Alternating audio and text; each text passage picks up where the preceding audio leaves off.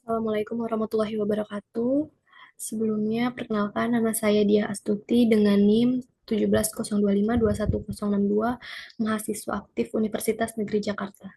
Sebelumnya, saya ingin mengucapkan terima kasih banyak kepada dosen pembimbing saya, pembimbing satu dan dosen pembimbing 2, Bapak Agung Kresnamurti Rifai, dan juga Bapak Adnan Kasofi yang sudah membantu saya sehingga saya bisa menyelesaikan seminar proposal skripsi dengan judul Menguji Efektivitas Penggunaan Media Sosial Instagram pada Luna Jaya Sofa.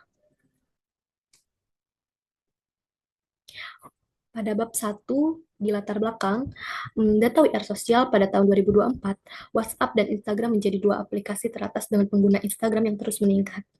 Data WR sosial juga mencatat bahwa sekitar 4,2 miliar orang di dunia menggunakan media sosial, dengan 170 juta pengguna Indonesia atau 61% dari total populasi yang menghabiskan rata-rata 3 jam 14 menit per hari di platform tersebut. Dengan pengguna aktif bulanan yang semakin meningkat, Instagram menjadi alat pemasaran yang efektif, di mana perusahaan baik besar maupun kecil dapat memanfaatkan fitur periklanan untuk meningkatkan penjualan yang efektif.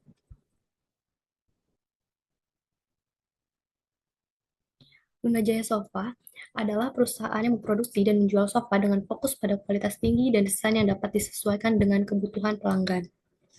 Berdasarkan informasi di samping, tidak adanya unggahan konten pada periode Januari hingga September dengan penurunan frekuensi unggahan dalam 2 bulan terakhir dapat memunculkan masalah yang signifikan. Bisa kita lihat, jumlah unggahan pada bulan Desember 2023 ada 8 unggahan, lalu pada Januari sampai September 2024 tidak ada sama sekali unggahan. Untuk bulan Oktober ada 3 unggahan dan bulan November ada 2 unggahan. Ini adalah Instagram Luna Jaya Sofa yang memiliki 175 pengikut dan 297 mengikuti. Pada pertanyaan penelitian, berdasarkan dari latar belakang serta permasalahan yang telah dipaparkan di atas, pertanyaan pada penelitian ini adalah bagaimana efektivitas penggunaan media sosial Instagram pada Luna Jaya Sofa. Dan untuk tujuan penelitian di sini adalah berdasarkan pertanyaan penelitian yang dipaparkan di atas. Tujuan penelitian dalam penelitian ini adalah untuk mengetahui efektivitas penggunaan media sosial Instagram pada Luna Jaya Sofa. Manfaat penelitian, manfaat teoritis, menambah literatur terkait pemasaran digital, khususnya terkait efektivitas penggunaan media sosial Instagram sebagai sarana pemasaran. Manfaat praktis bagi perusahaan, pelaku bisnis, bagi konsumen, dan bagi peneliti berikutnya, yaitu dapat menambah wawasan mengenai dinamika pemasaran khususnya di media sosial, sebagai referensi pemasaran digital yang efektif untuk peluang bisnis dan sebagai dasar penelitian terhadap teknologi. Pada bab 2 di kajian pustaka, media sosial Instagram menurut Kaplan and Hanlon dalam Lubis 2018, media sosial adalah sekelompok aplikasi berbasis internet yang memungkinkan pembuatan dan pertukaran konten. Salah satu contohnya adalah Instagram. Lalu untuk teori AIDA, teori dalam pemasaran modern, AIDA adalah akronim yang menggambarkan daftar umum peristiwa yang mengacu pada attention, perhatian, interest, ketertarikan, desire, keinginan, dan action, tindakan dapat terjadi ketika pelanggan terlibat dalam iklan. Nah, untuk teori AIDA memberikan kerangka kerja yang berguna untuk memahami proses pengambilan keputusan konsumen. Dari Yusniawati Drastistiana 2023.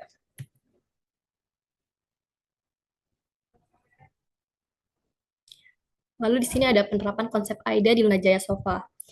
Pada attention, kalimat seperti bestseller dan tagline seperti hangat bersama keluarga dan Sofa 321 Lies Emas memperkuat branding dan memudahkan konsumen untuk mengingat merek tersebut.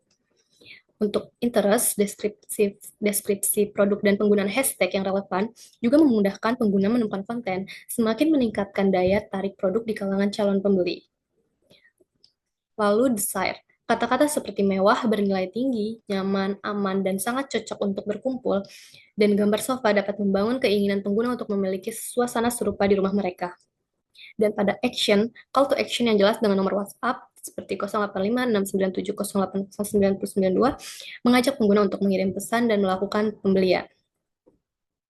Ini adalah salah satu postingan atau unggahan pada Luna Jaya Sofa.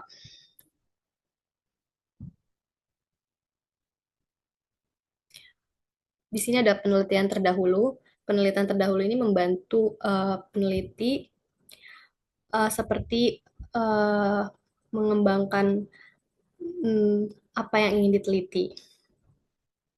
Penelitian terdahulu kali ini ada Dwi Septi Haryani dan Selvi Fauzar pada tahun 2021, Ari Ramadan dan Anna Facia tahun 2021 juga, lalu Rizka Leoni Putri dan Nino Purnaningsih pada tahun 2020.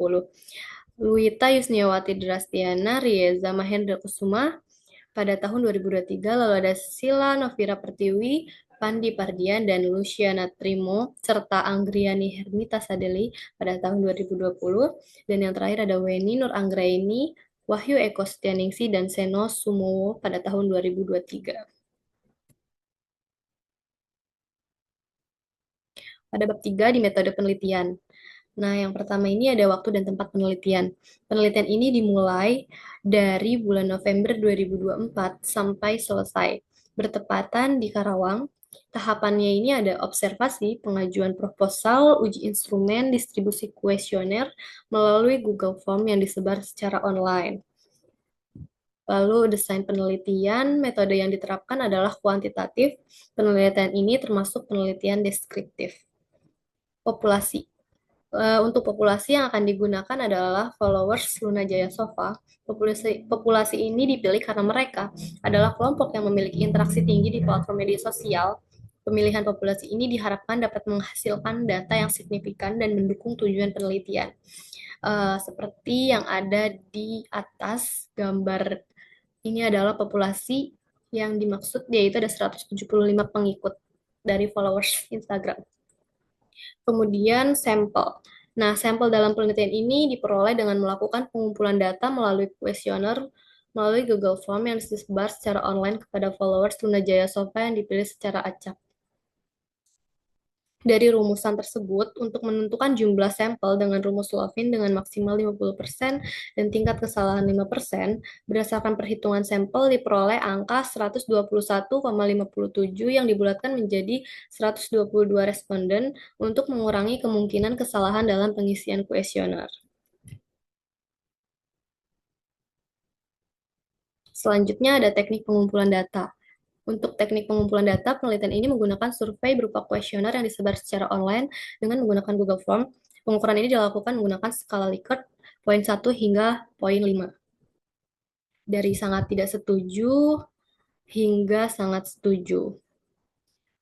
Pengembangan instrumen variabel pada media sosial. Nah, untuk definisi konseptual yang pertama ini, media sosial adalah platform digital yang memungkinkan pengguna menciptakan, membagikan, dan berinteraksi dengan konten serta berkomunikasi satu sama lain.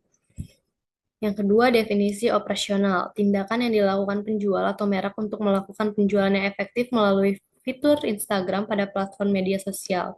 Jumlah pengikut di setiap akun media sosial dihitung untuk menilai jangkauan dan popularitas merek di kalangan pengguna. Yang ketiga, konsep operasional. Seperti dilihat pada tabel 3.2 operasional konsep. Di sini saya memilih variabel media sosial dengan sumber Haurer 2020 karena media sosial adalah variabel dari penelitian saya. Lalu untuk dimensi ada konten, communication, collaboration, dan connection. Di dimensi ini untuk konten, untuk konteks, indikatornya ada 3, relevan konten, platform yang digunakan, dan waktu posting konten. Yang kedua, communication. Yang pertama ada frekuensi interaksi, yang kedua ada informasi yang disampaikan, yang ketiga ada efektivitas pesan. Selanjutnya ada collaboration, yang pertama interaksi, yang kedua keterlibatan, dan yang ketiga kesesuaian pesan.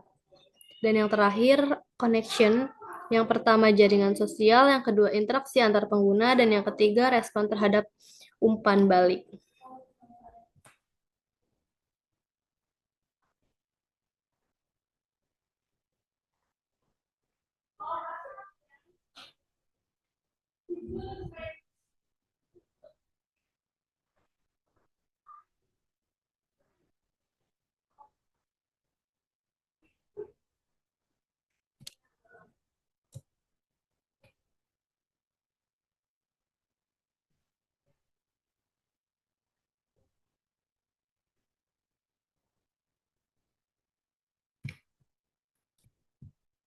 Lalu ada uji instrumen penelitian, ada uji validitas. Yang pertama, uji validitas ini yaitu uji reliabilitas pada penelitian ini akan menggunakan koefisien Cronbach alpha pada software SPSS.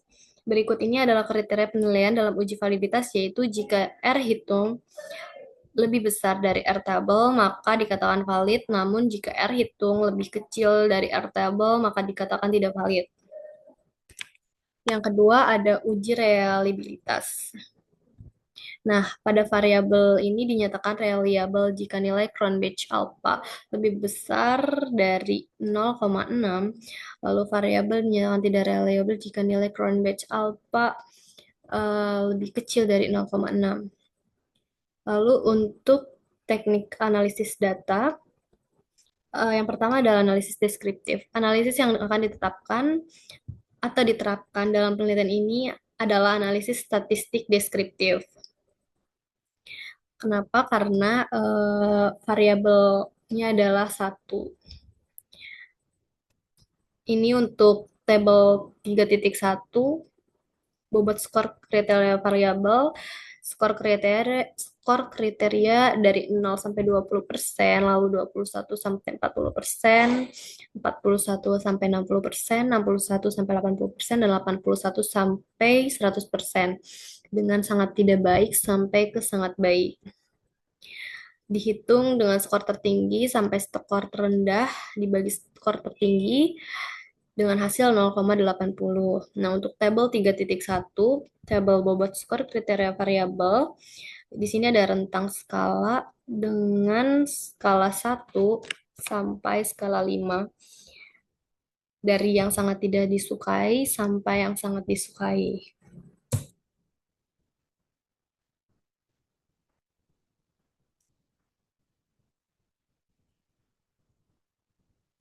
Next.